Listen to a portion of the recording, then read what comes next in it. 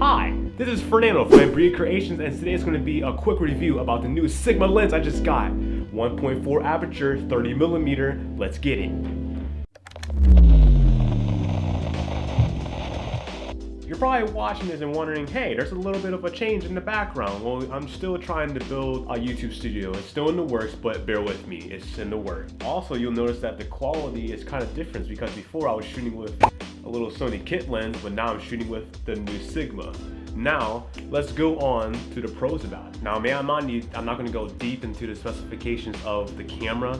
This is going to be a review from my personal perspective. Now, for all that don't know the brand Sigma, it's one of the well-known top-of-the-line brand of lenses you can get for your camera, especially for Sony with their BA autofocus capabilities. One of the biggest pros about the 30mm is, let's be real, the price. For this, the Sigma 1.4 30mm, that's a mouthful. The price for the Sigma 1.4 30mm, when I got it, it was $275. That's a steal. This is considered one of the top of the line lens for Sigma. The quality is ridiculous, which is another pro, is that the clarity from this lens is ridiculous. The A6400 came with a 16 to 50mm zoom lens. There's nothing wrong with the kit lens that it came with. As you can see in the footage, it gave pretty high quality footage. There's nothing wrong with it. It's just that the downside about this lens is that the aperture is 3.5. As you can see through my past videos, you'll notice that a lot of my videos deal with what is a lot of low light. And the situation that I had with this lens is that I had to turn the ISO up really high, up to 600, just to make the video more clear and visible. And y'all know what happens when you turn the ISO up. You get that grainy look that you don't want when it comes to your high quality video.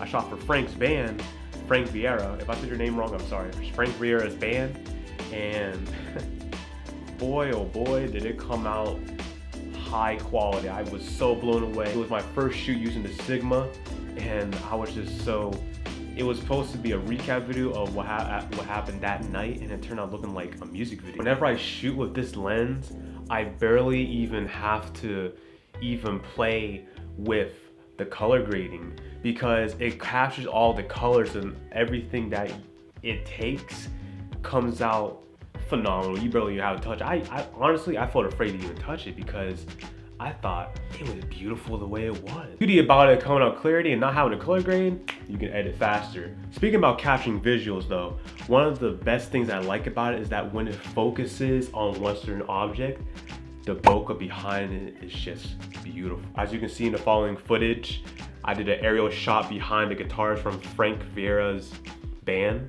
The bokeh surrounding the guitarist just blew me away.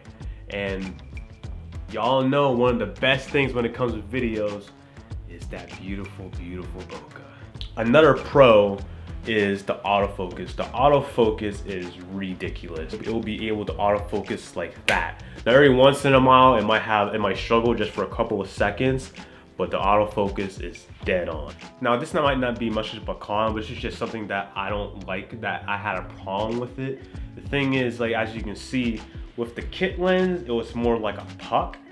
So I had more range when it came to shooting my subjects. My 30mm that I had in my past, they're only this long.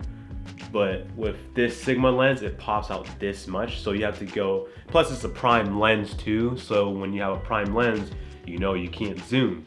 But with this Sigma lens, since it comes out since it pops out so far, you have to go a step further, way back when it comes to capturing your subjects. And that was one of the problems that I had when I was shooting for Royal Honey, the band I shot last night. Situations that I was having, that it was that I had to step even further back when I was shooting within the audience. But other than that, is it worth to buy this lens? Hell yeah. If you want to take your cinematography or photography to the next level and have that high quality film cinematic footage, the Sigma 1.4 aperture 30mm, again, that's a mouthful, but it is a steal. You can find it on Amazon. I'll leave a link in the description. You can find it on Amazon or even on eBay. You can even find, y'all know, If the prices are high on Amazon, you can just go straight to eBay and someone's bound to sell it for a cheaper price. Or even Facebook Marketplace, if you're lucky. But yeah, it's just a short review of my personal perspective of using this lens. It's only been a few since I've had this lens, learning about it, and so far it's been phenomenal using this lens. And I can't wait to go more into depth with this. Also, speaking of future content, there was a situation with the short film called The Cottage, which is gonna be another video for next week.